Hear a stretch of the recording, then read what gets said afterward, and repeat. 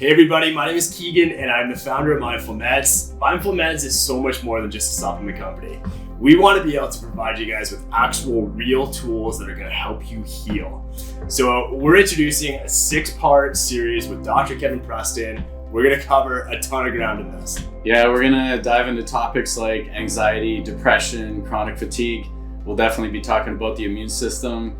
I've been working with medicinal mushrooms for well over 10 years in the clinic and can't wait to share tools and insights. We're going to be sharing Chinese medicine tools as well and really happy to be here. Yeah, thanks for having me on. There's going to be enormous value in this series, and if you guys have any questions whatsoever, feel free to come through the DMs, come through the live chat, let us know what your questions are, and we're going to get them all answered. Cannot wait to get this off the ground. It's going to be an exciting 6 weeks. Cannot wait for this. Yes.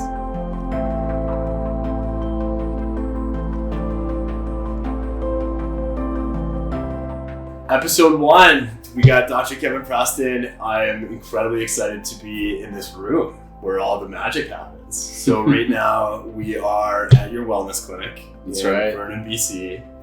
Do you want to tell us a little bit about how we got to you being in this room? Why don't we start with just you sharing your story to Chinese medicine a little bit? Okay, yeah. I mean, really grateful to be in Vernon, love this community, and managed to get this little office, and it's been working out really well for us. And good energy in here, and there's a creek beside, so everything seems to be flowing and moving all the time. And I practiced in the Lower Mainland for almost 10 years before coming up here, and yeah, great transition, lots of learning along the way, and yeah, we just keep growing and building as much as we can. And the community's been so supportive here as well, and I think that's how you and I got sort of connected as we went. And 100%. Yeah. 100%. So I came in here in July, I think was the first time I had been in here. And the day before I had met you, I had been with one of my colleagues and we were in Nature's Fair in Vernon and just kind of walking through the store. And this woman she's kind of befriended us and had a little chat with us, and we had told her about what we do with Mindfulmeds. And right away she was like, "Oh, I've got someone you gotta meet, and you gotta meet Dr. Kevin Preston." And so that was thing number 1. But even before that, so I bought a house here in July with my fiance. So moved from Calgary to Vernon just in July. Yeah. And we had been building Mindfulmeds in Calgary for, I guess, a year and a half before this. And one of the influencers that we were so lucky to connect with, Renee, who you also know, was the only person in Vernon that I knew coming here. And so we had connected a few times on some calls and some Zoom calls, and I absolutely loved everything about her. But she had this fascinating story about getting diagnosed with a brain tumor at the start of COVID. And I was so drawn into her spirit and the way that she was responding to it must have been so freaking stressful to get a diagnosis like this, but you never would have been able to tell during our conversation. She was just so well put together. What she had told me was that her tumor was shrinking, and she was very excited about that. And she was very excited to introduce you and I together. Yeah. And so, she really helped us kind of come together. But I ended up walking in here in July, not knowing you, walking into your foyer, spending a few minutes, out here and looking at, all the selection of products that you have behind your countertop. Yeah. And realizing holy shit, almost everything here is functional mushrooms. Yeah. And instantly just kind of thought, okay, this is going to be a great conversation.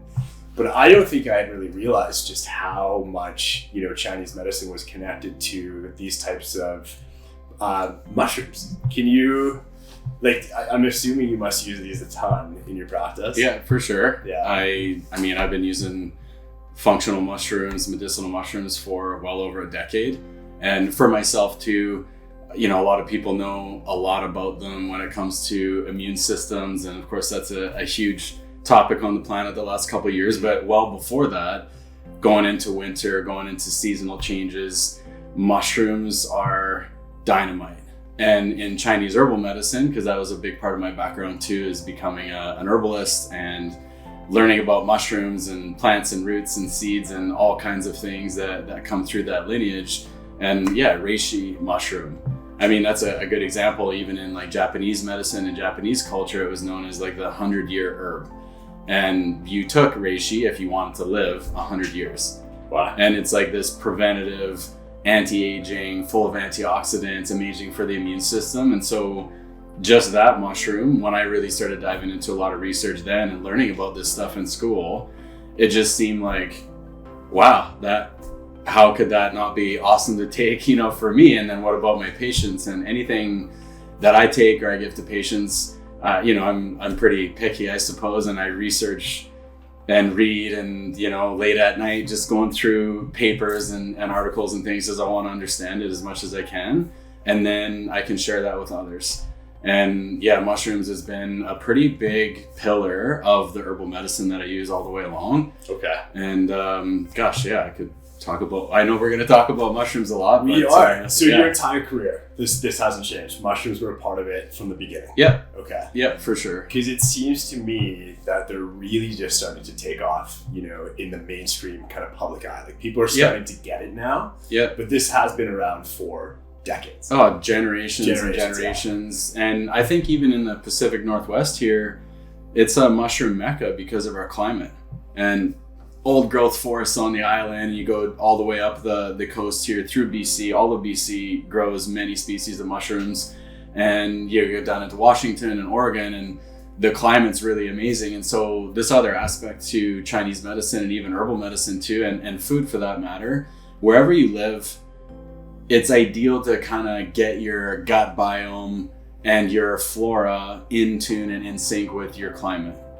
And so if you're consuming things from like where you live, it's really helpful. And they talk about that with like honey and the bees. Get local honey. It'll help you get your flora and your microbiome and your immune system like in sync with your local area. Wow. Because that's where the bees are taking their pollen from. It's like from the plants and the flowers and things where you live. And you're immersed in your environment, whether you want to be or not, like everything around us. And of course that goes for your friends, your coworkers, where you walk, where you sleep, like everything is involved in the health of your body. And so if there's a lot of mushrooms growing in your neighborhood, and if your neighborhood is the province, for example, not that you can't take mushrooms if you don't live in BC, but it just goes together so well here. It matches the climate here, it can match people's constitutions here as well. And so, yeah, it's just been this really big piece of what I give people for treatment because of, the amazingness of mushrooms. So cool. And we're going to dive way deeper into this. But I think what might be beneficial just for everybody listening is just to give them a sense as to how we ended up in this room together. And I think to circle that back, I just wanted to, one of the outcomes that I'd love to see from this is for the world to know who Mindfulmeds is and why we're doing what we're doing, why we truly care about putting something like this together. Yeah. And for me, this is kind of my debut. Like most of our, our community has no idea who I am. They've seen me in a 60-second, spotlight series that I just kind of Coles Notes my way through it. Yeah. And you and I are starting to develop a friendship. I've been to one of your retreats, so you know a bit about my story. But I just wanted to share a little bit of that, and then I wanted to get into your story a little bit deeper as well. Does that work for you? Yeah, that sounds good. And so if at any point of this you want to stop and ask me something, and by the way, everybody, this is completely non-scripted. We have not gotten together beforehand. There's no notes in front of us. This is about as authentic as you can possibly do one of these. And I think, I'm hoping that's going to show. So, for me, I was so lucky. The way that I was raised was, I had an amazing family. I had amazing friends around me. I enjoyed life to the fullest, honestly, until I was about 22 years old. And at 22, I was just about to go into my third year of university. I transferred from the college in Lethbridge into my third year. And I went through a breakup. And that breakup, that it all ended because of something that I did. And I take full ownership of that. But overnight almost, I had really almost betrayed myself during that process. And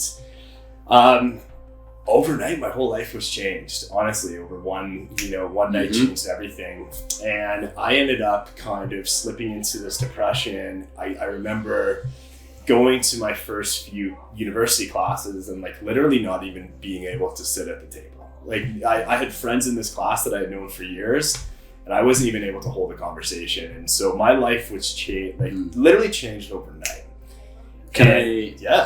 So when you say I wasn't able to kind of sit at that table just because of the state that you were in, or like your headspace and where your mind was going and things like that you just like class was going on, people were having conversations, people were interacting, and I was numb for the first time in my whole life, and not even being able to participate, not even being able to, like, not even a fly on the wall. Like it was almost like I wasn't even there. I was a ghost. And within kind of 2 or 3 weeks of that, I decided, like, holy fuck, I'm going to drop out of university, which I did. And I ended up starting to drink a little bit. And by a little bit, it was just like kind of a little bit in the evenings, but definitely enough to where, you know, the people around me had started to kind of notice, and like their radar kind of went up a little bit. And this is something that, you know, I hope to dive into deeper over time. But the reality is like, I don't think a lot of people at that age, at 22 years old, when they see a friend going and drinking more or partying more, they're not really attributing that to, hey, this person needs help. You know, they're going, what the fuck is up with this guy? He's acting differently. This is out of line.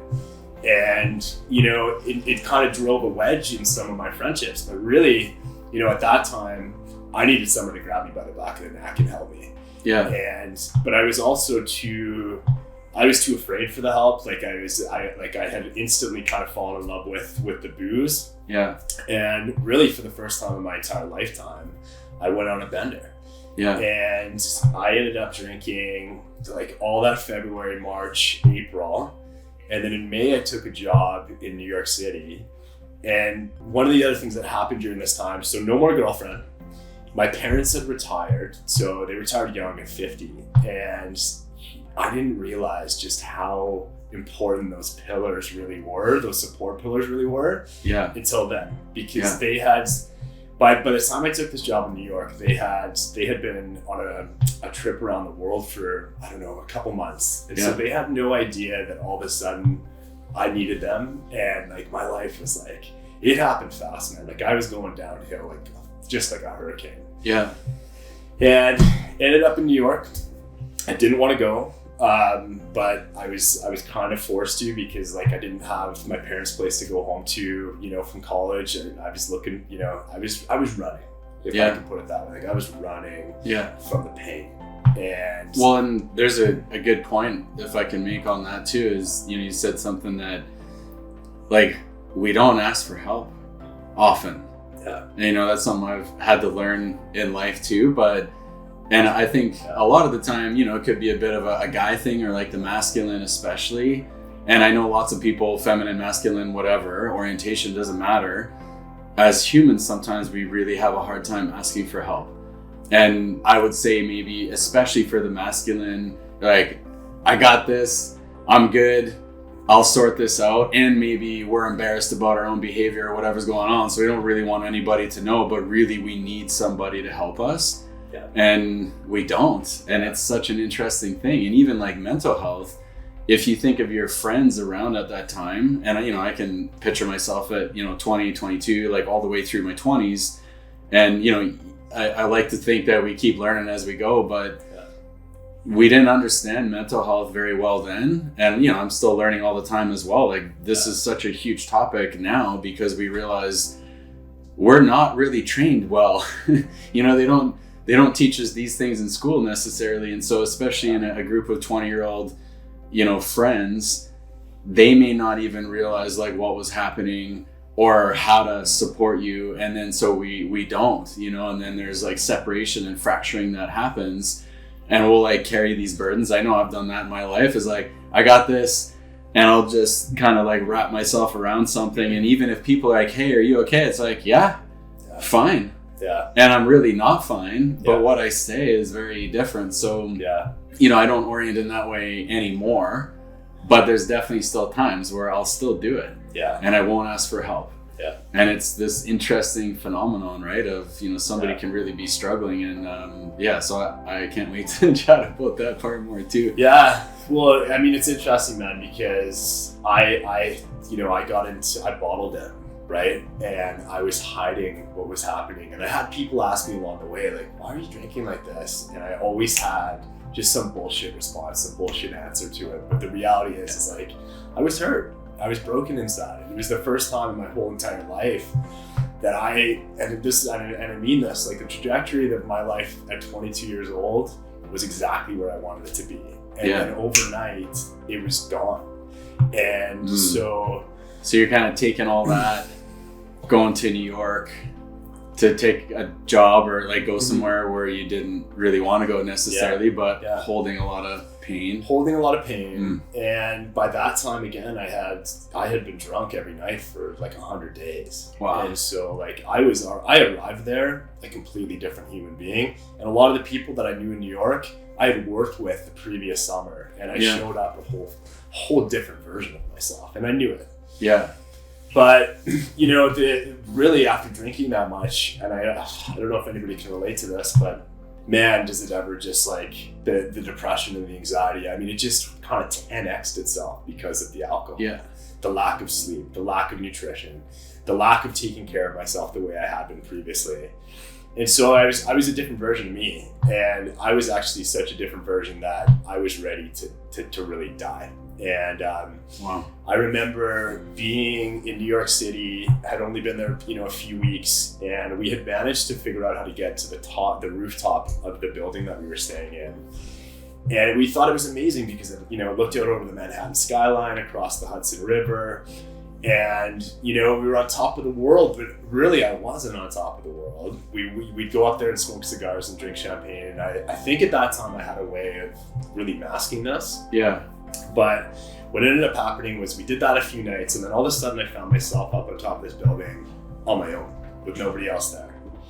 And I can physically remember standing, you know, with my waist against the concrete barrier and just looking down at the ground. And I had made a commitment that I was going to die, and I didn't know how I was going to do it, but I started to realize like the only way out of this pain is if I jump off this building. And I'll tell you, here's what saved my life. I had 3 weddings to go to that summer, and all I kept telling myself was make it to Jeff's wedding. And then once you get to Jeff's wedding, make it to Kyle's wedding, which was my childhood best friend. And then at the end of August, my sister got married, and she's my idol, and she's just an amazing human being who supported me all the way through this, and so grateful for her. But the reality is I just had to get to her wedding, and so I just put this little carrot to chase in front of me to try to get to these milestones. And so I ended up surviving the summer. I got to the Calgary airport 3 or 4 days before my sister's wedding. And this is the day that I knew I had a drinking problem, because I showed up and started walking through the airport, and I was shaking. Like literally, dude, I was shaking. I was like that. And so my voice was trembly. Yeah. Like the whole state of me was just fucking disastrous. And like, so, but again, you know, I still had the ability to hide it and pretend like everything was okay and crack jokes to the point where, you know, maybe no one's going to find out. But that was when I knew. And so, you know, I'm going to share my story in so much greater detail over maybe the course of this and over the course of some other podcasts. But I'll tell you, you know, that was when I was 23 years old. And so I ended up just basically trying to hide this drinking problem for 8 or 9 years. And I got it, so it was a very long time before, and all along the way too, I mean, that commitment to dying was solidified. Like I was so fucking checked out. It was unbelievable. Yeah. And it was sad because, I mean, honestly, here I am today. Yeah. And, you know, I'm the guy that I was when I was 22 again, but I was completely a different human being for that era. Yeah. And, you know, why I tell this story is because I want people to realize that your life can literally crumble to dust but comebacks do happen, and people can change, and you can make a comeback. And I'm going to share some of the detail just to show people just how bad it was. And, you know, for me, I was lucky because I was good at sales. I got into startups when I was 23 years old. And me, you know, I wasn't a very good operator when I was drinking, but I still had a way to get it done and to make money and to mask it and to hide it. My clients didn't know, and you know, a lot of people didn't know other than my fiance and, you know, some of the closest people around me. But what ended up happening was I ended up we were in Victoria at this pocket of time, and it was the summer of 2016. And I ended up just thinking, I was trying to manifest cancer. This sounds so fucking crazy, but I was literally, I wanted to die naturally. And that was the thing that always raced through my head, is like, how can I fake a suicide? How can I die without this burden of suicide attached to me? Yeah. And all of a sudden, in that year, these are the months leading up into rehab, but I was the first guy in the liquor store at 9 o'clock in the morning. I was the last guy in the liquor store at 11 o'clock at night, every single day for that 6 months leading in. You know, Lisa would come home, she's my fiance, and she would come home from work and I'd be passed out on the couch 3:15 in the afternoon. And all of a sudden, my eyesight started to go. And I couldn't even fucking look at a clock without this blurriness in my eyes. And so I thought, okay, wow, maybe this is the cancer. Maybe I'm just gonna die. And so I'll keep drinking until I'm dead. And then I started there was numbness in my arm and in my legs, and I was having a hard time walking, and I was having a hard time breathing. And I ended up in the hospital. I got wheeled into a hospital.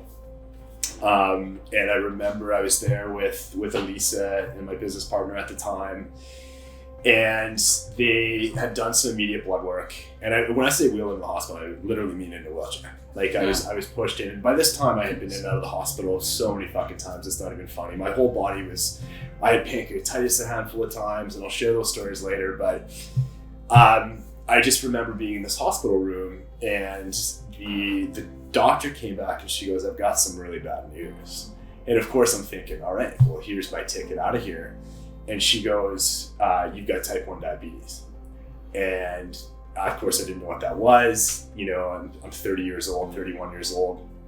And she goes, "Yeah, your pancreas is completely shot. It's not producing insulin anymore. And you're going to be on insulin 4 times a day for the rest of your life."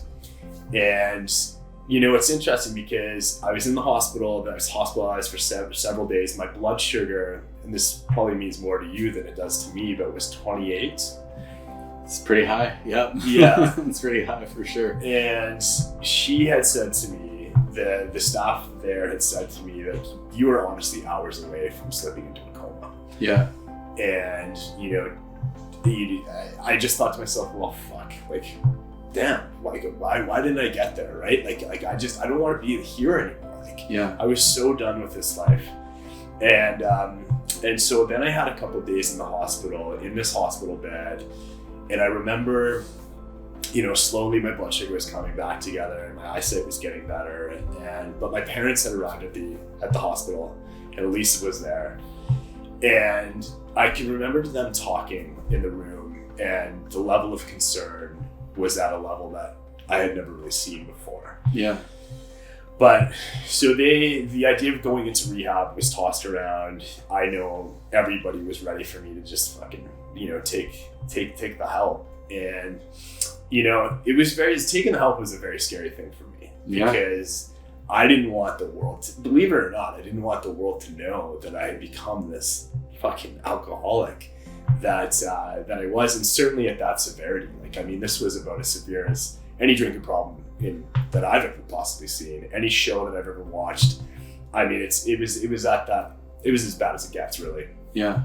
But then I had a chance to think about, oh my God, you know, what if I did slip into that coma? You know, what if I died? And what impact did I leave on this world?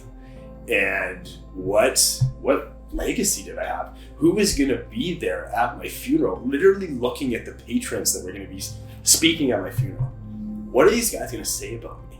Because I had turned into just this different human being. Mm-hmm. And I'll tell you, it was those thoughts that ended up with me going, okay, I gotta change this narrative. I have to rewrite this script. And if I'm ever gonna do it, it's gotta be now. And so I had committed to going into rehab. And fuck, did we ever learn a lot about what rehab was, and a lot about what what options are there for people like me. And I'll tell you, I don't come from a family of wealth. I come from a lower middle class family that saved every penny that they ever earned in their entire lives. Mm-hmm. I was paying for my own car insurance when I was 16 on my own, vehicle. There was no real handouts in my house. But I'll tell you, my parents offered me the greatest gift that they'd ever given me, and it was to go into rehab. But even that process is very challenging because we come to find out that a private rehab facility here in Canada, doesn't matter which one you go into, is between $25 to $35 and above $1,000. How long of time frame would that be for you? Because I know a little bit about rehab too, and I've worked with patients certainly that have maybe had similar stories and been through a lot. But just I think to share with everybody, because I'm sure a lot of people are curious about this, if you're spending 25-30 grand, is that 3 weeks or is that a month or what does that look like? So for me it was 28 days. Okay. And honestly, I think it was about 30 grand, and then they offered a 42-day program, a 60-day program, and then a 6-month program. Yeah. But here's the thing, you gotta be liquid. There's no payment plans. You're going in there and you're throwing this on a credit card, or you're somebody around you. I don't know a single addict that I've ever met during this process or beforehand that by the time they were in the shape that I was in, just had a casual 40 grand kicking around to get into one of these facilities to save their life, right? And most of the time, people have burnt the bridges around them to crisp, right? And I was lucky to not have really done that. I did have many actually, wounds to patch up, I suppose, and some things that I had to go back and make amends for. But I still have my family, and I think a lot of people don't have that at that stage because they've either pushed them to a point or they've abused the relationship, right? And so lots of barriers to enter rehab here in Canada. For anybody that wants to change their life around, it's a really challenging thing to do. But then what happened, and bear with me here because we're wrapping this side of things up, and feel free to interject at any time. But I was shocked by this. So basically what rehab is you're going in and you're trying to figure out how the fuck you got in there. Yeah. What happened in your life to get you in here? Where are these traumas that, because all addiction is stemmed from some type of mental illness or trauma. Mm-hmm. And most of it is people that are running from wanting to address that. Mm-hmm. But mine was interesting because I didn't really have the things that everybody else in there had. And and what I mean by that is there was some serious, as we were trying to identify this within all of us, what they do to graduate the program, you have to literally get an easel and you write about your life from 0 to 6, 6 to 12, 12 to 18, and so on and so on. Yeah. And during those pockets of time, you're identifying okay, well, what was it in this pocket of time? Was there anything in here that, that landed you in here? Yeah. And I honestly had such a hard time with mine because I really couldn't truly identify. I didn't have the sexual abuse. I didn't have the, I wasn't beaten by my parents or neglected by my parents. I didn't have some of the stuff that, brought other people in there. So it was challenging me to identify how the hell did I end up in here? Yeah. But at the end of this thing, they literally have you all sitting in a circle, and basically you're sitting in these chairs, and one of the directors of the program is kind of looking at you very seriously, and I remember her saying, look to the person to your left, because that person is dead in 365 days. Now look to the person to your right, and that person's going to be back in one of these facilities And I just, like, in that instant, I just kind of thought, holy fuck, these odds are, how is this possible? These odds aren't very good. Like, this group paid $1 million to be in here this month, and you're telling me half of us are dead? Like, or a third of us are dead? But, yeah. Wow. Yeah. And so it was eye-opening, and you feel like there's so much hope in there because, you know, to me, I was shocked by the caliber of people that I spent that month with. Amazing human beings. And, you know, you think by the time you get in there, like, you're just these shitty washed up humans, and it wasn't the case. And I was shocked to see who was in this room with me, who I spent the month with. But here's what happened. So I got out, I was kind of renewed and rejuvenated, and I felt like I was gonna come back. But I had no self-confidence. Yeah. I didn't even know what I was made of anymore. I had literally no idea that I could really operate at a high level anymore because pretty like stripped right down, hey? Totally, man. Yeah. And so I had this idea where, like, okay, I'm gonna find my way back to working with the addiction, the trauma, the PTSD, you know, the people that I can relate to. I want to figure out how to convert my career into working in this space. And so I started to toss around ideas like, oh, can I go back to school? And I'm like, oh, fuck, I don't want to do that. I've done that. And, you know, become a counselor. And, you know, nothing really resonated with me on that side of things. But I really wanted to make an impact. I wanted to rewrite that script that I was talking about for my funeral and have it rewarded. Yeah. And and so I decided, okay, I'm going to send one person into rehab every single year for the rest of my life, is what I decided. So I'll make enough money to send, you know, 20 people, 30 people into a rehab facility and hopefully change some lives that way. That was my initial idea. That's a beautiful goal. Yeah. And I thought it was, and I just thought, okay, but then here's what happened. Less than 3 months after I had left the facility, my phone rang. And it was somebody who I got close to in there, and they said, dude, you got to sit down. And I got something to tell you. I got some news to break. And I hadn't really heard of any, you know, you don't really stay in touch with people after you leave. Like it's, you know, you create these bonds, but everybody kind of goes their different ways. Yeah. And anyways, on that phone call, it was announced that 6 people from our facility in that 90 days had died. And I just kind of thought, oh my God, they were right. You know, they were right. And there was a missing person, there was a suicide, and there was 4 overdoses. And so I'm pretty sure that missing person turned into a murder case. But that was it for me. And I totally kiboshed this whole idea of, okay, I'm gonna send someone into rehab. And ever since it was just like, okay, well, how am I gonna find my way to help this community? Mm-hmm. And so anyways, I ended up starting another company from 2016 to 2019, and it was a very painful 3 years of my career, very challenging, working with the wrong people on the wrong project for the wrong reasons. And I always got caught up in this in my career. It was always about, like, how do we make as much money as we possibly can, as quick as we can. And, you know, I think a lot of people get caught up in that. And certainly I did, because so after that had ended, I ended up finding my way to a conversation with a mycologist who is a professional mushroom farmer. That story alone is a half an hour story, so I'm gonna shave that out.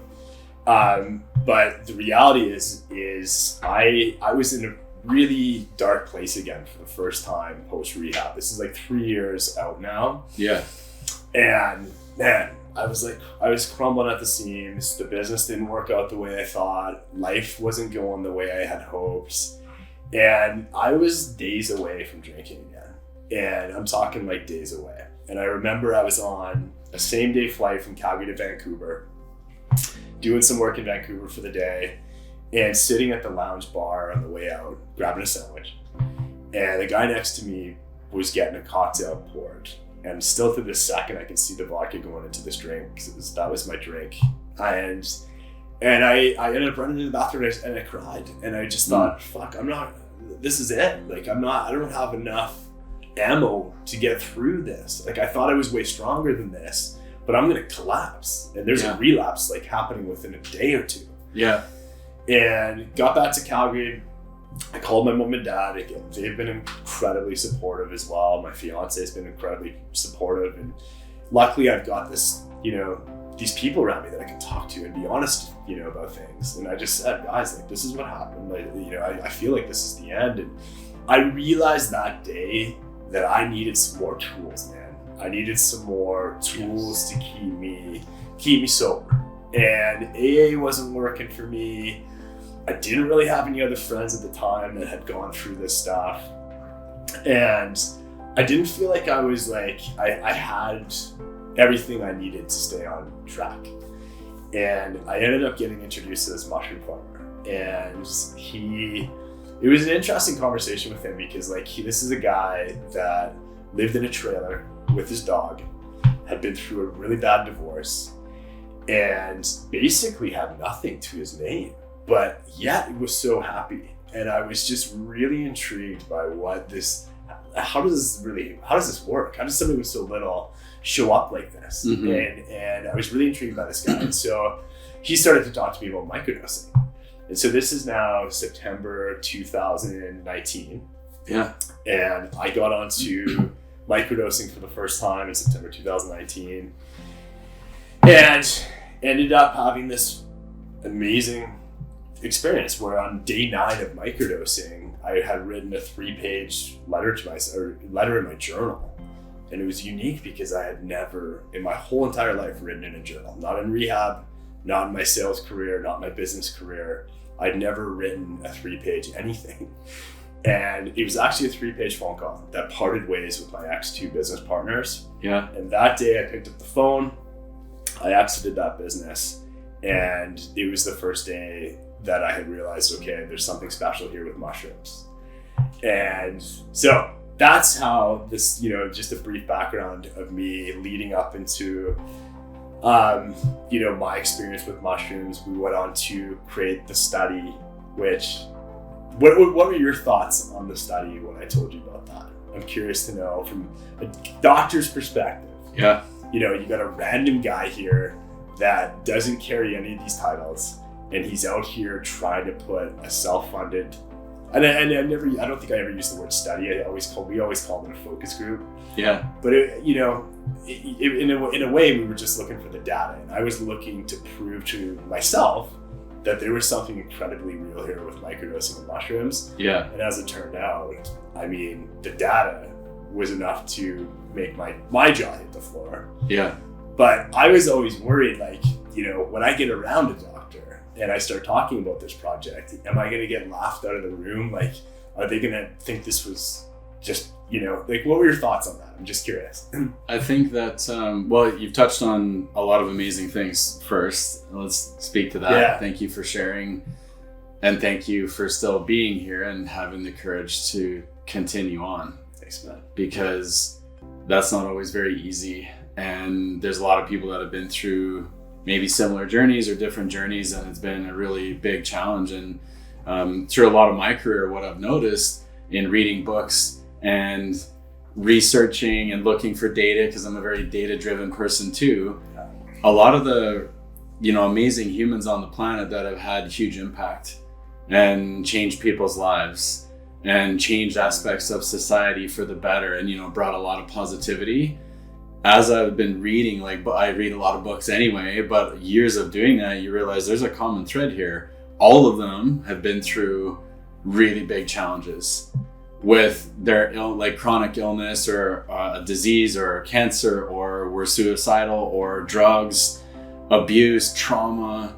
Being human is pretty hard sometimes. Absolutely. So what I saw was these people, these individuals that have been through so much, and they found a way to harness that and turn it around and give back and create change in really big ways. And that was really inspiring to me as well. And so your story is very inspiring to me as well, as you've been through a lot, you've experienced a lot of humanness, I would say, and we all have a different story, we all have a different pathway, and in some way maybe that's been designed for us on a soul level. Like, I don't know. I don't have the answers on that stuff. But as you change these things and transmute these things, it can be massively healing for other people.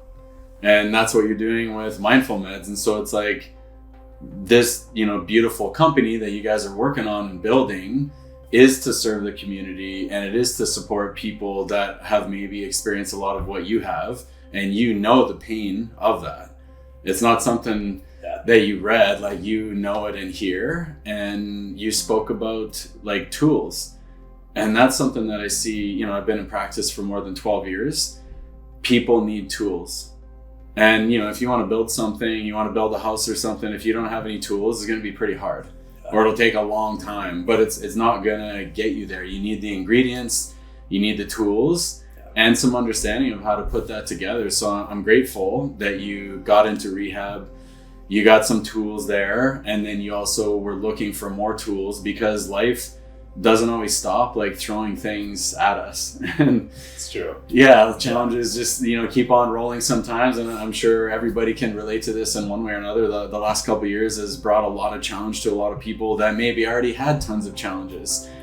And in challenge, though, I do think there's opportunity, because it has us as a human race like seeking something more, or how do we do something better. And what I've noticed with lots of patients over the years, and even for myself, do a lot of self-work as much as I can. And, for the same reasons, because I want to be able to understand as much as possible so I can be of service at the highest level. And I think where we're going as humanity is having more knowledge and understanding. If you look a lot of the books that are coming out over the last, 5 years, 10 years, major books on trauma, major books on the body and how it holds trauma. And a lot of doctors that have been working in addiction or mental health are kind of getting more attention, I think, in a really healthy way, because people are starting to talk about this stuff. Hey, we're human. We have issues. Let's get some tools for that to help us along the way. And I think mushrooms can be a phenomenal tool for a lot of different reasons. And then connecting with community, and connecting with people for support and asking for help. And how to even get from a point of not asking for help to asking for help. And sometimes it gets pretty bad and pretty ugly to almost like force us to ask for help. And I know that doesn't always happen for everybody. And, I have so much compassion for people that are struggling often. And, that's what gets me out of bed in the morning, is coming into the clinic. And, doing this project with you guys to share more tools and educate around tools and talk about these things, because the early warning signs of where somebody's going down a darker path, we often miss those because we're not trained to understand it. And I have great parents, I love them to death. They didn't get trained in that either, and so neither did I. And maybe you in a similar way, different pathway, but life teaches us. And so these like tools that are available now that maybe weren't talked about before. So to kind of circle back to your question, doctors, maybe, I'm just going to guess and, open to interpretation on this one, but I'd say 10 years ago, you'd get laughed out of a lot of offices. But now there is data. And some of the studies, especially in the US, with a lot of the universities doing studies on psilocybin and other psychedelics, and counseling and processes and understanding trauma, and therapists becoming like trauma-informed counselors and therapists and doctors.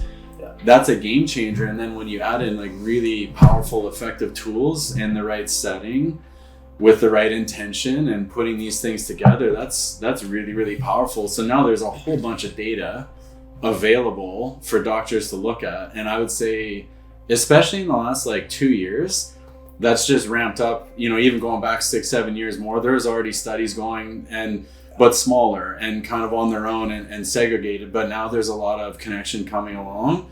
There's more funding going into research. They're realizing there's like a whole world that's available for better treatment, because I think, I'm grateful for everybody that's worked in mental health and in doctors' offices and, people helping people. It's what we do. And it's what you do as well, but we want better tools. And so I've always been focused in the clinic. If something is effective I want to get results for people as best I can. I want those to be healthy tools, life affirming tools, something that's like in line with biology of somebody's system and for their lives. And if something checks off those boxes and has an amazing safety profile, and you look at this remarkable data that's all around us now and becoming more and more available, and we're just in the early days too, there's a lot of people that are looking at that now saying, that's fascinating.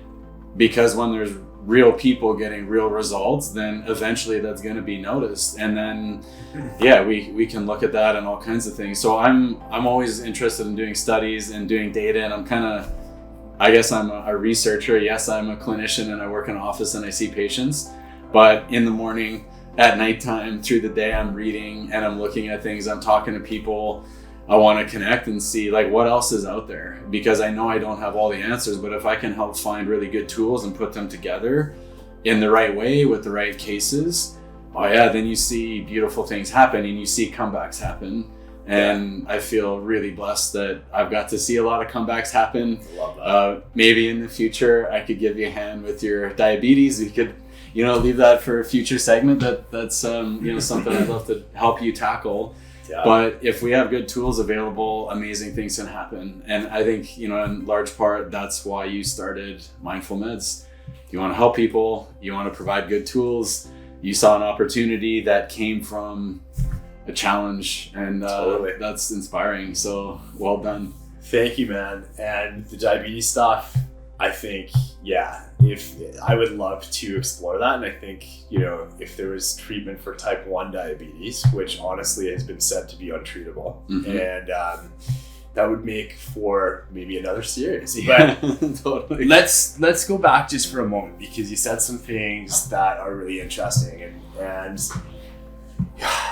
I imagine that there's been people in this room, because we're in your actual doctor's office right now, in the corner of it, that you have seen make tremendous comebacks. But I imagine there's also been people in this room that have sat in this bed with a lot of anxiety and a lot of stress, because they could potentially, be crossing over very quickly, right?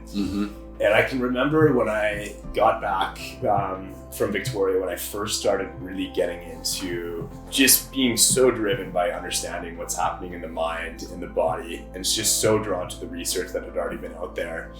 But looking back to, the John Hopkins research that was done early about end-of-life cancer patient anxiety, and how basically the subset, I think there was 51 people, half male, half female, and they were given 2 different doses of between 1 to 3 grams, and they ended up following up on the study 7 hours after they had done the experience, several weeks after, and then 6 months later.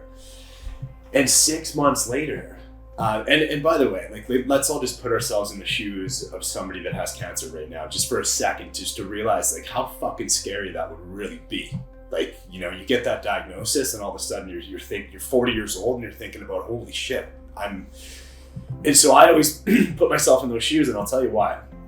So that was the first study that I had read, and I was so nudged by this study that I had thought, immediately nudged. And what I mean by a nudge, it was the first time in my life that my heart and soul were glowing, and I felt really pushed towards this. I can't really fully explain it. I've started 7 companies before this. Never felt anything like this ever before this, ever. And it was just the first time I'd really ever felt like, wow, this is what I was meant to be doing. Yeah.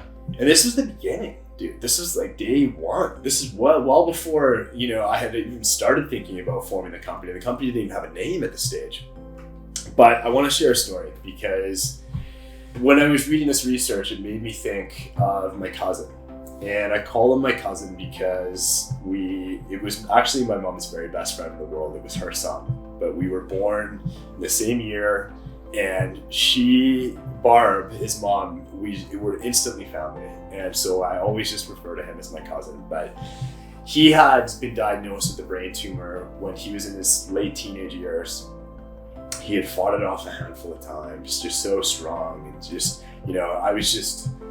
he was the first person at my age at that time of my life that had, a terminal diagnosis, or a diagnosis that was looking very bleak.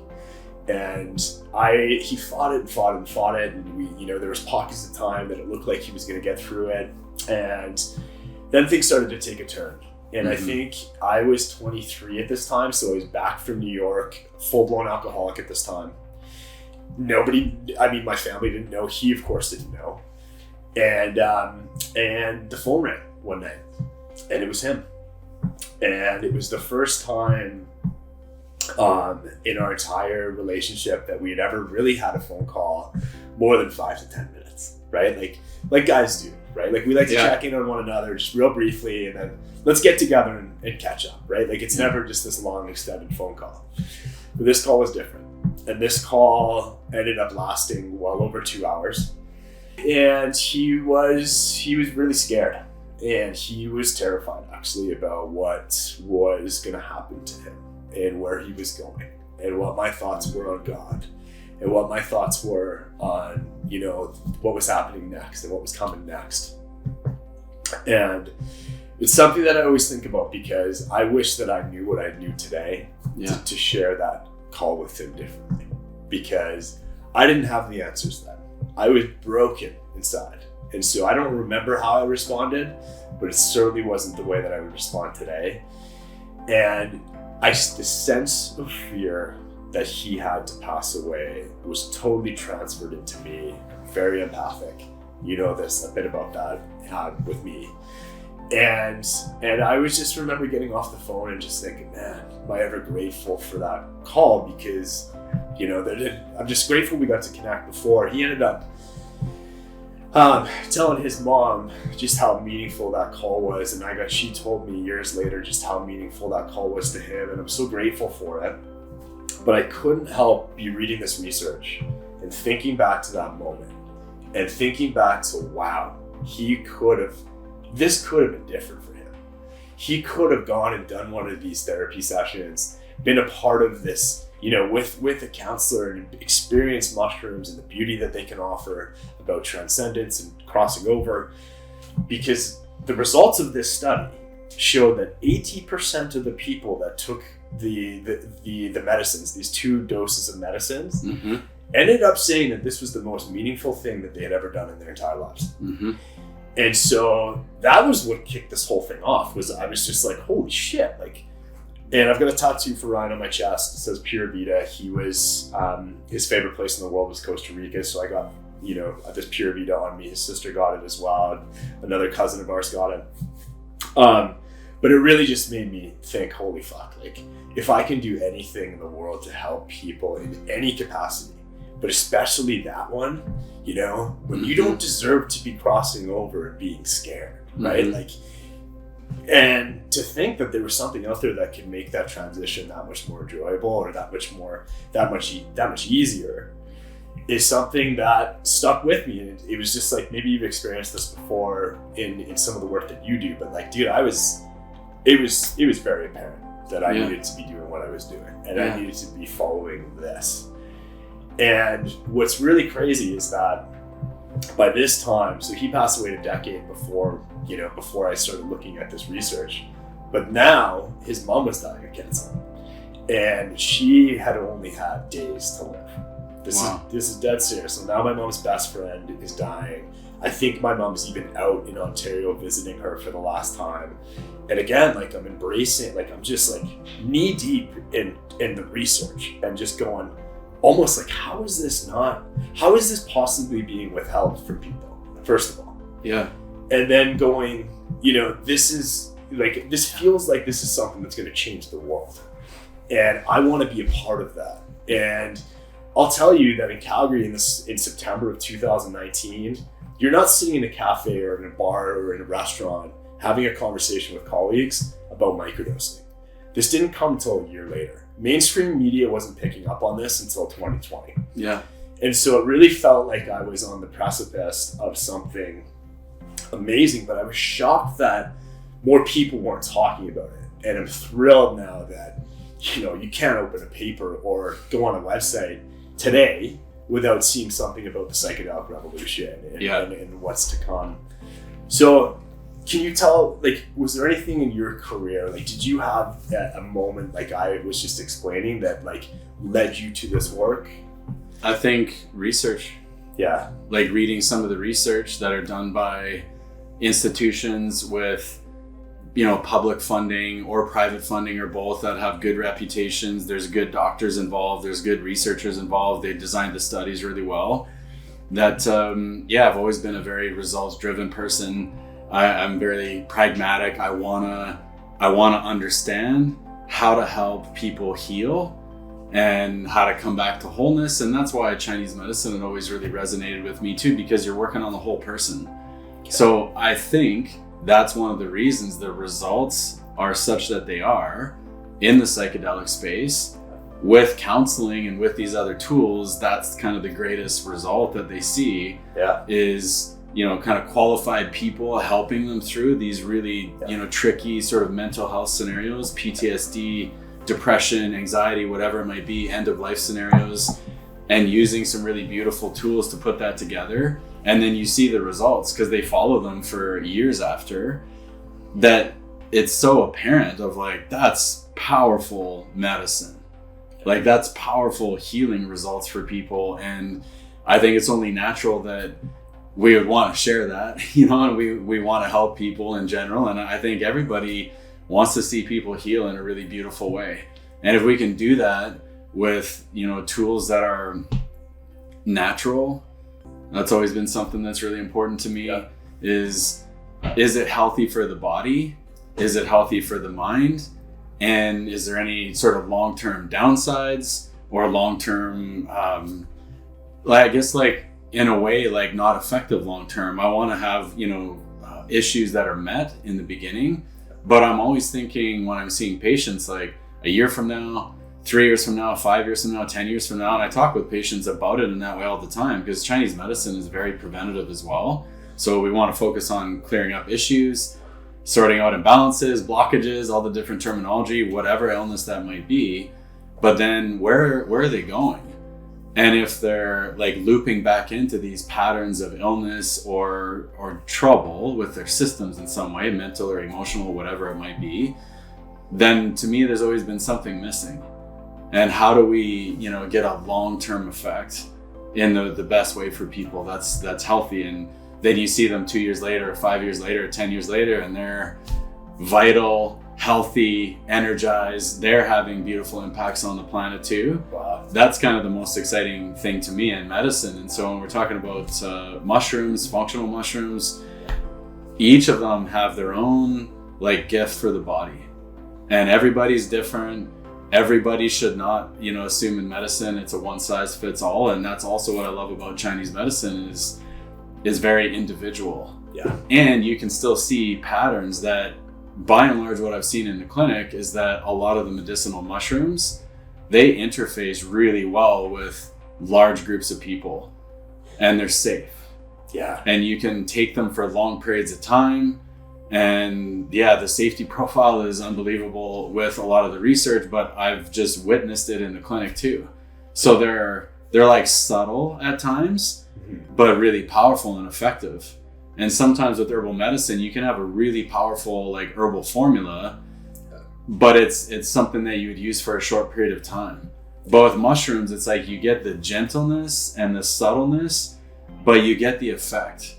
And so it's this really beautiful balance that a lot of other herbal medicine maybe doesn't have a profile like that in the same way. Yeah. And even for myself, knock on wood, haven't been sick in a long time, and I want to keep it that way. Yeah. And through, pandemics and being at big events with lots of people in the past and traveling and on airplanes and, seeing people that have been really ill in the past in the clinic quite a bit. And taking my medicinal mushrooms and, things like shaga and reishi and shiitake and so many more mushrooms, cordyceps too, and trusting my body and trusting some of the research, and then seeing the results of like, I feel amazing. And then when I see it in other patients as well, of they feel amazing and their kids feel amazing, and you could just see this perpetuating out. So again, I don't think we should blanket statement anything when it comes to medicine. And there's some really beautiful tools in mushrooms and nature's intelligence always blows me away. So I look to nature a lot, and then try and look at how's the body like operating and interfacing with nature, and how can we use these tools in the best way, and create beautiful healing and health and longevity and all the things we're going to be talking about in the episodes to come. So okay, I love that. Let's stay on the mushrooms just for a moment. So you want to talk about mushrooms? Yeah, surprise, right? But maybe we start here. Like, so first of all, I've told a bit of my story. Let's let the world know a bit about you as well. And so, what's interesting about me coming into this building in July is I had no idea who you were. I hadn't gone on your LinkedIn or seen a photo of you. And I honestly came in here thinking, I'm going to meet probably a middle-aged or a later-aged Asian guy or guy with a beard. I don't know exactly what I was thinking, but it was my first time ever in a Chinese medicine clinic. And so I had known very little about it. And now I've actually polled some of my friends, and many of us don't really know what happens inside here. So how did you get involved with this? When did this start? How did a young guy like you end up in Chinese medicine? Yeah, good question. I guess I got the beard part going. You do have the beard. You do have the beard. You're not the first one to think that, for sure. And yeah, I grew up in central Alberta, farming community, loved the outdoors and everything else. So I think I had a really healthy, natural childhood, and feel really blessed for where I grew up and how I grew up. And Chinese medicine wasn't something that was talked about. I didn't know much about it, and kind of through my own hockey career, injuries, different things, I was at physio clinics or getting stitches or, being a guy, I guess, and being hard on my body. And so I had a lot of recurrent knee injuries. And by that time I was in school, I studied science for a while. I thought maybe I'd go into medicine. But honestly, going the MD route, like it didn't have that feel. And you talked about that feel. Yeah. I didn't even really know what that was then too. But I think for a lot of people that are listening to this, that feeling that comes from your solar plexus or your gut or your heart, that has some information for us always. And when we're really connected in that way, beautiful things seem to occur, like when you really trust that. And so that's one of the reasons I wanted to work with you guys as well and do something like this, is because I could feel that when I met you. Wow. I could feel that this is a really heart-based business. Yeah. And that's how I operate my clinic. That's how I do my best to operate in my life, is that heart-based energy. And of course, it's no mistake that I lead a retreat series with Courtney, who you've met, called The Collective Hearts, because it's all about this. So when I really look back, I had that feeling too once I started coming across Chinese medicine and acupuncture. And so I'd been in science and studied anatomy and physiology, and I was really intrigued by the body, how it worked, biology and chemistry and all these really cool topics. And I started immersing myself in that deeper. And through injuries that I had acupuncture on my knee after a surgery, and it worked awesome. It took the swelling down, less pain. I was pretty blown away. First that was like a moment.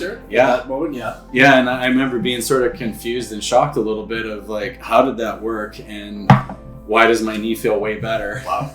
And it was really intriguing. I'm a super curious person. I love understanding and unpacking things. And so that was something that it really sparked that research moving forward. So I had a book recommended to me, and I remember reading that book, and even just like the Chinese medicine philosophy about balance and treating everybody individually, and also trying to get down to the root source of, if you have an illness or you have symptoms, why?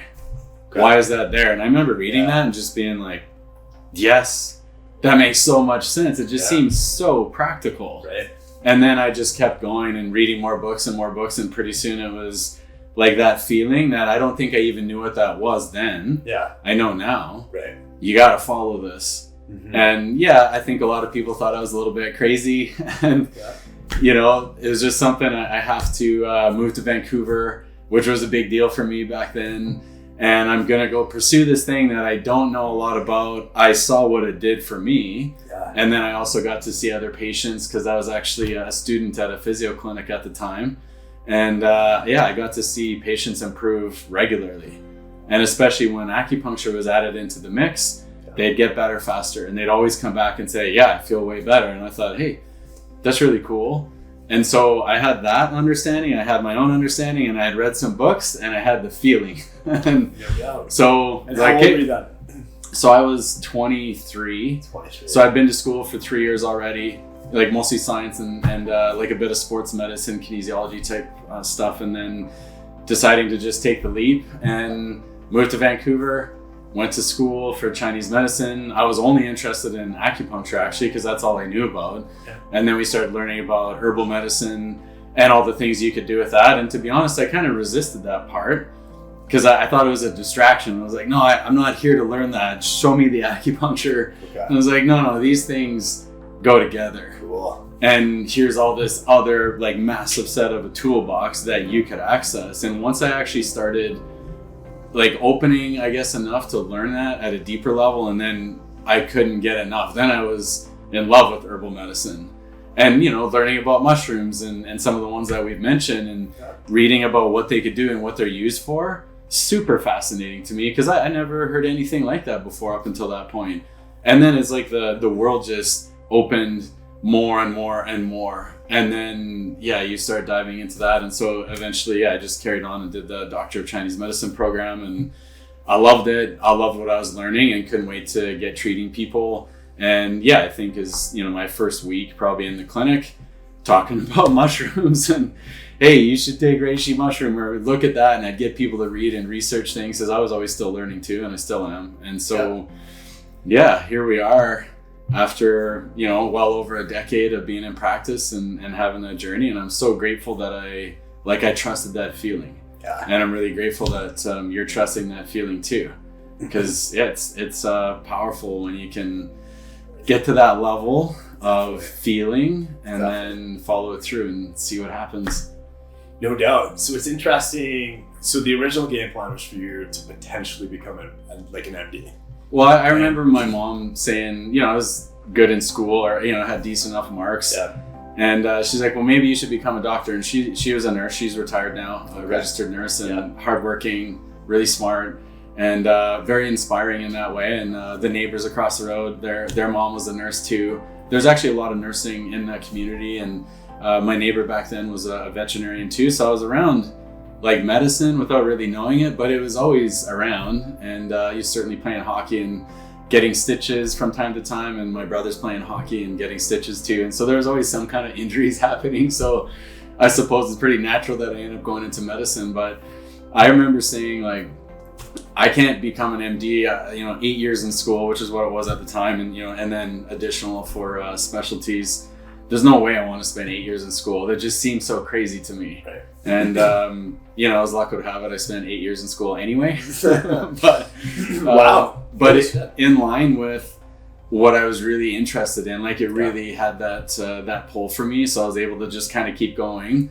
But like you said earlier, I think if I knew it was going to be 8 years when I began, then maybe I wouldn't have done it.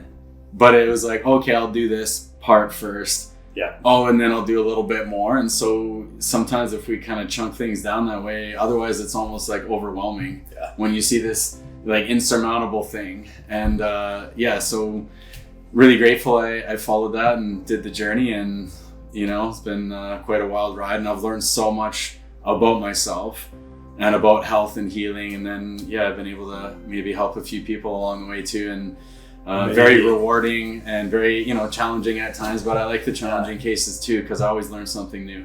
Yeah. And that's kind of where we're at, I think, with the general like psychedelic movement, psilocybin as well.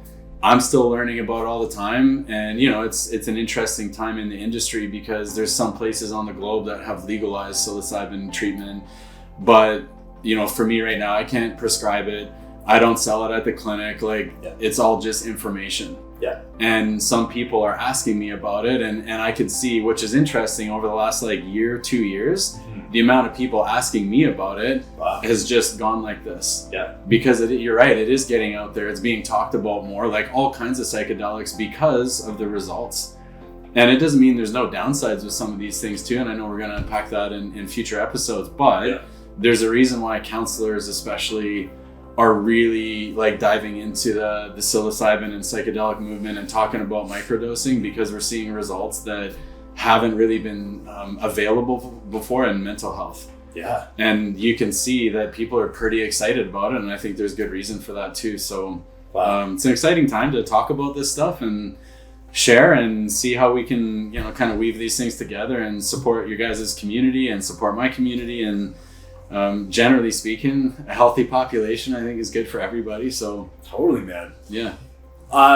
You spoke about how, like, you with your practice with Chinese medicine, I know a few of your clients, and I know my best friend, I actually referred to you, and I spoke to him on the phone last night, by the way. Oh, cool. And he was glowing through the phone. And I asked him if I was allowed to chat about this last night, and he said absolutely. And I've noticed since I was 11, he's been suffering from depression since he was 18. I'm 36 now. I think he's been on 38 of the 40 available SSRI, depression, anxiety medications. Wow. And, I've just really watched him struggle, and I care about him so much. And I ended up being so lucky to get him in here to see you. And he's having the best couple weeks of his life. This just happened 3 weeks ago, and things are really starting to change for him. His energy's coming back, his attitude's coming back, and it's just, we were only on the phone last night for 10 minutes, but I could just feel it. There was something shifting.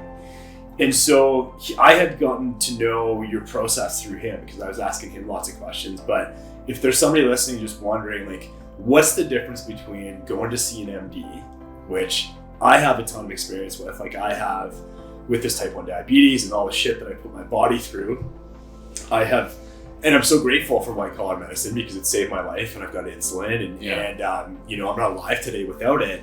But I can tell you that I waited 2 years to get a diabetes specialist in Calgary. And when I finally got my appointment to go and see her, I honestly timed it. It was 8.5 minutes long.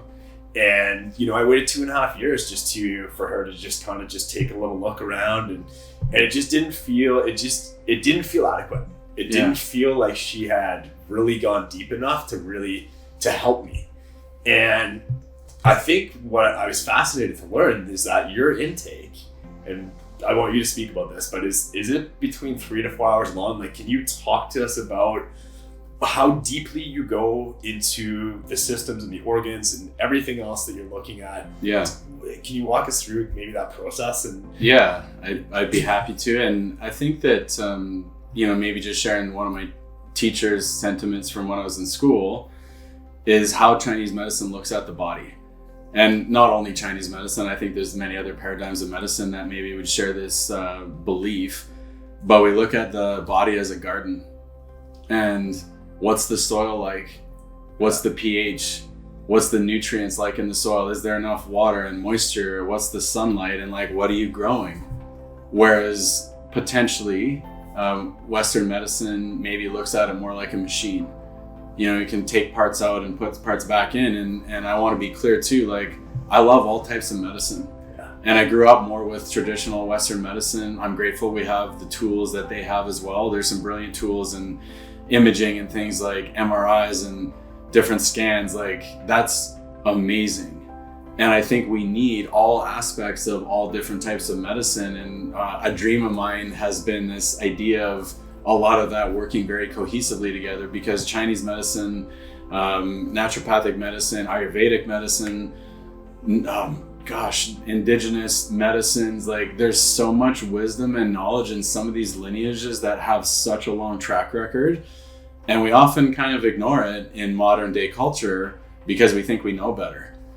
And that's kind of where I've seen different aspects of medicine breaking down, is how do we cultivate and use the best parts of what's available to us. Use the modern machines, use the modern tools, the modern research and understanding, and the wisdom from ancient traditions. And so because that's my thought process, I've tried to blend those together.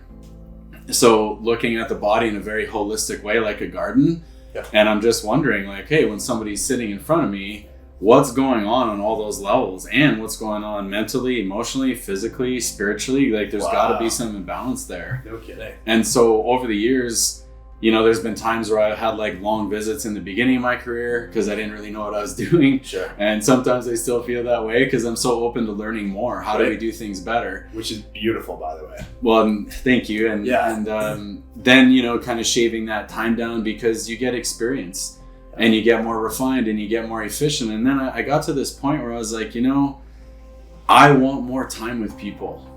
I feel like there's more here, and I wasn't having enough time to get to that deep level. Not that we couldn't get deep in half hour or an hour, 90 minutes, different things. I had lots of appointments that way. And so especially over the last few years, extending that time. Yeah. So generally, the first kind of full visit I do, especially with some of the work that I do with screening and different ways of testing the body to really get some good data to work with, we'll be 2.5, 3 hours sometimes. Okay. And what I've learned from doing that is that I could get to depths that I couldn't get to before. And then the patients feel like they got to a depth that maybe they didn't even get to before on their own. And then even in conversation, the amount of healing that could happen, we haven't even done anything. We've spent 3 hours together and I'm asking questions and I'm doing my best to really listen. That there's a lot that can emerge, and sometimes they end up telling me things or sharing things that they didn't even really know were there. And we kind of figured out together because I believe medicine is teamwork always. I don't know them. Often they're new to me. I know they have these symptoms going on, but then I want to get to know them. And what I've also learned is like a lot of people don't actually know themselves very well. And I want to help them get there. Yeah. And as we move through things together, usually between the two of us, if I'm with one patient, we can learn so much about each other and redirect that back into really powerful tools for healing and what they need. Yeah. And I'll refer people to all kinds of different specialties or all kinds of different treatment because I just want to get them tools. Yeah. And I'm often trying to matchmake what does this person need for the greatest outcome for tools. And if I can check a lot of those boxes, awesome. But I'm pretty fast to refer of, hey, you maybe need some of this. Maybe you should see this person. Have you got this image before? And maybe talk to your doctor about that too. And so we can really blend a lot of these aspects together is using really cool technology and modern availability of technology, and then the ancient ways and the wisdom that's been there for so long. And it seems like it works pretty well for a lot of the people that I see. And where it doesn't, I'm always trying to learn, like, why didn't that work really well? Yeah. What did I miss? Is there something else out there? And that's always kind of how my career has been, where then I learn something new, I get another set of tools, and then suddenly you're getting results where maybe you didn't, and then we just keep building on that. So the functional aspect of mushrooms has been a big part of that, because I often find it works. Like, for so many people, it just works. I love that. And so I think the depth of connection that we can go to in medicine, and where I'd like to see medicine go, is where people can actually share a little bit more around what's going on. And that was actually a big motivation for me to do retreats too. Mm-hmm. That then I get a whole day, 2 days, 3 days, whatever. I've done 6-day events too. Yeah. You can imagine the depth that you can get to in a scenario like that, and the amount of healing that generally people leaving events and retreats, they're different. They're just different. They're different in a really beautiful way, and their lives tend to go on and change quite a bit. And so anyway, I'm always excited about medicine and talking about these things. So I love that too. And I've actually been to one of your retreats. I was in here in July, and the day that I left your office after I had met you, I dropped off a whole bunch of product for you, and we had a great chat.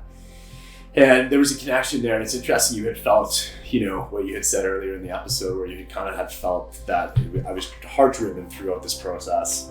I had gone to your website afterwards, and for the first time, I was like kind of combing through your stuff. Yeah. I like just to kind of dive into it without any preconceived anything, just like this episode, right? Like none of this again was planned. So, but going on your website and seeing, wow, you've got all these retreats, and you take people to teach them about spirituality and to heal through a group setting.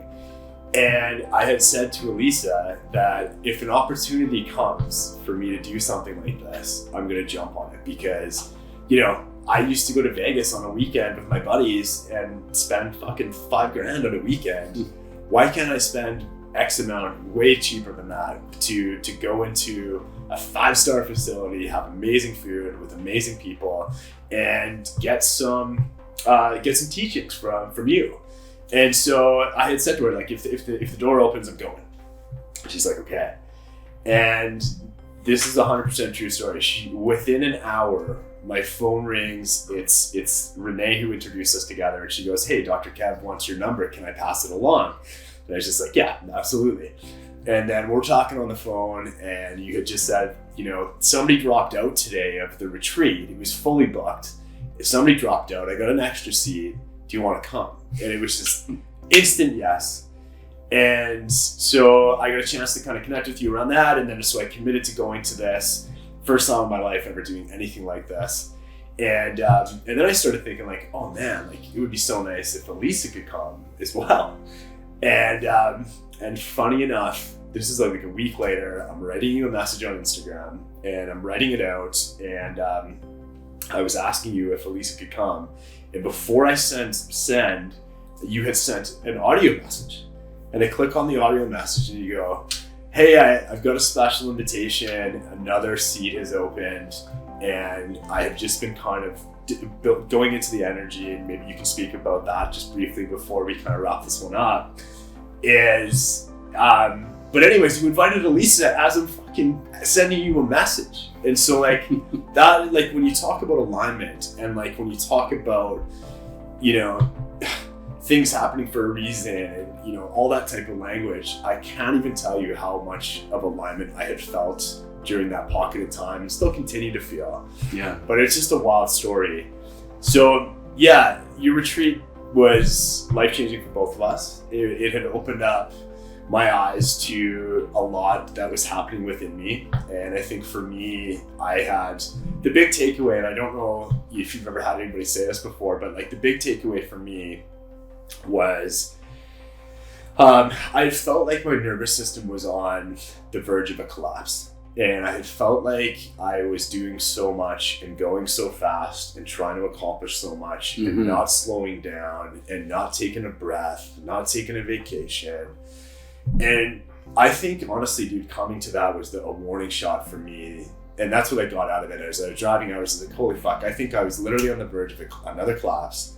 And what I got out of it was like, I just got to slow down and I got to treat myself better and take that weekend off and, take that day off or that personal day, which I never do, right? Like I'm just trying to climb and grow and grow and I'm addicted to it. But I often forget to slow down and enjoy.